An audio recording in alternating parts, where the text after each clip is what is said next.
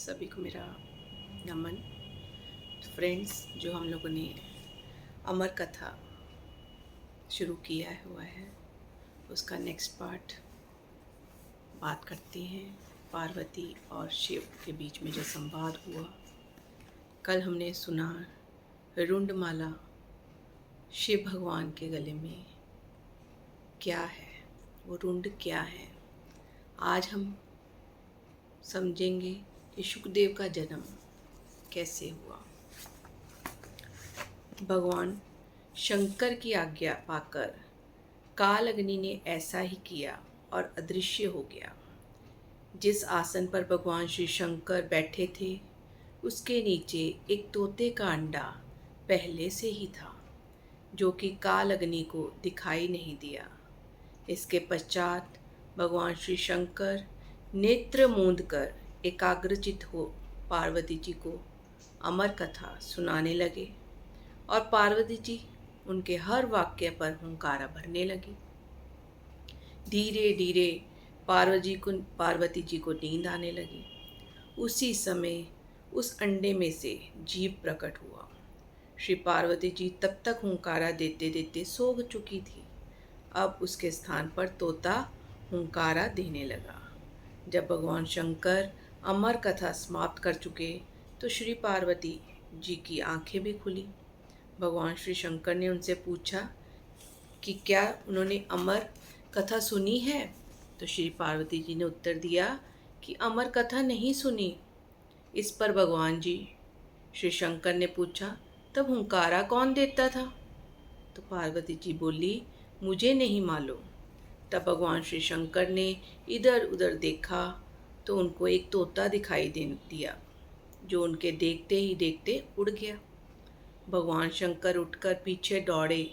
वह तोता उड़ता उड़ता तीनों लोकों में गया, लेकिन उसको कहीं जगह नहीं मिली। श्री व्यासदेव की पत्नी अपने घर के द्वार पर बैठी जमाई ले रही थी। बस तोता उनके पेट में चला गया। भगवान श्री शंकर ने कहा, व्यास जी, मेरा चोर आपके घर में है। तो महर्षि व्यास बोले, प्रभु, हमारे घर में तो कोई चोर नहीं है। भगवान श्री शंकर के कहने पर महर्षि व्यास जी ने अपनी पत्नी से पूछा। उसने उत्तर दिया, ऐसा जान पड़ता है कि मेरे पेट में कोई पक्षी गया है। तो महर्षि व्यास जी ने ये बात भगवान श्री शंकर से कही और साथ ही कहा, आपकी जैसी इच्छा हो वैसा कर सकते हैं, लेकिन ये तो आप जानते ही हैं कि स्त्री को मारना पाप है। तो श्री वेद व्यास की ये बात सुनकर श्री शंकर लौट गए। वह तोता कई वर्षों तक ऋषि पत्नी के पेट में रहा, लेकिन जब ऋषि पत्नी के पेट का कष्ट अधिक बढ़ता गया तो श्री वेद व्यास जी ब्रह्मा जी और उसके पश्चात श्री विष्णु के पास गए। फिर तीनों मिलकर भगवान श्री शंकर के पास गए। इसके पश्चात चारों शीरी वेद व्यास जी के स्थान पर आए और पक्षी की स्तुति करने लगे। पक्षी, जो भगवान श्री शंकर जी की से अमर कथा सुनकर चारों वेदों तथा 18 पुराणों का ज्ञानी हो गया था, कहने लगा, अब तक जगत निर्मोही नहीं होगा तब तक मैं माँ के पेट से बाहर नहीं निकलूँगा। इस पर भगवान विष्णु ने अपनी माया से जगत को निर्मोही कर दिया। इस पर वह तोता बालक रूप होकर माँ के पेट से बाहर आ गया और उसका नाम शुकदेव हुआ। श्री शुकदेव अपने जन्म के साथ ही सबको प्रणाम करके जंगल की ओर चल दिए और फिर भगवान विष्णु ने अपनी माया हटा दी और जगत पुनः मोहयुक्त हो गया। इस पर श्री वेदव्यास जी ने अपने पुत्र के लिए व्याकुल होकर श्री शुकदेव के पीछे जंगल में दौड़े और उनके पास पहुंचकर उसने घर चलने के लिए कहा। तो श्री शुकदेव जी ने कहा, जगत निर्मोही है, यहाँ ना कोई किसी का पुत्र है और ना कोई किसी का पिता। श्री वेदव्यास जी बोले, अब ऐसा नहीं है। श्री शुकदेव ने ध्यान लगाकर देखा तो मालूम हुआ कि भगवान श्री विष्णु ने उनके साथ छल किया है। इस पर उन्होंने श्री वेदव्यास से कहा, जब तक मैं गुरु धारण नहीं कर लूँगा वापस घर नहीं चलूँगा, और गुरु धारण करने के बाद मैं घर आकर आपकी सेवा करूँगा। श्री सुखदेव का महाराज जनक को गुरु धारण करना। सुखदेव जी इस पर संसार में गुरु की खोज में इधर उधर घूमने लगे, मगर अपने से बढ़कर ज्ञानी उनको कहीं भी ना मिला। इस पर वह श्री वेद व्यास जी की आज्ञा से महाराज जनक के पास गए, लेकिन महाराज जनक के पास कर्म, स्त्री व राजपाट के कारण उनको ग्लानि हुई। लेकिन राजा जनक ने जब उनका ये हाल देखा तो अपनी माया से उन्होंने सारे जगत को भस्म कर डाला।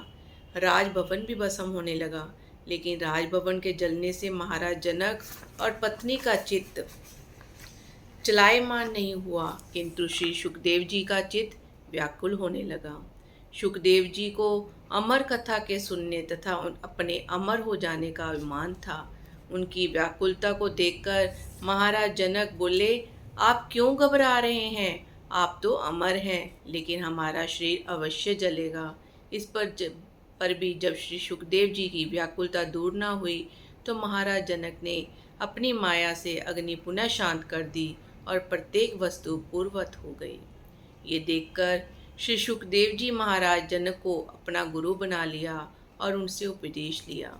उसके बाद श्री सुखदेव जी नैमिषारण्य गए। वहाँ पर ऋषियों महर्षियों ने उनका बड़ा आदर सत्कार किया। ऋषियों महर्षियों ने आपसे अमर कथा सुनाने के लिए प्रार्थना की। श्री सुखदेव जी बोले, इस कथा को सुनने वाले अमर हो जाते हैं। इसके पश्चात उन्होंने कथा सुनानी आरंभ की। कथा आरंभ होने के साथ ही कैलाश पर्वत, क्षीर सागर और ब्रह्मलोक हिलने लगे। ब्रह्म, विष्णु, शिव तथा समस्त देवता उस स्थान पर पहुँचे जहाँ पर अमर कथा हो रही थी।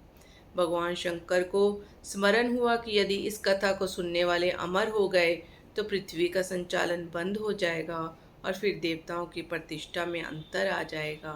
इसलिए भगवान श्री शंकर क्रोध में भर आए और श्राप दिया कि जो इस कथा को सुनेगा वह अमर नहीं होगा, परंतु हाँ, वह शिवलोक अवश्य प्राप्त होगा।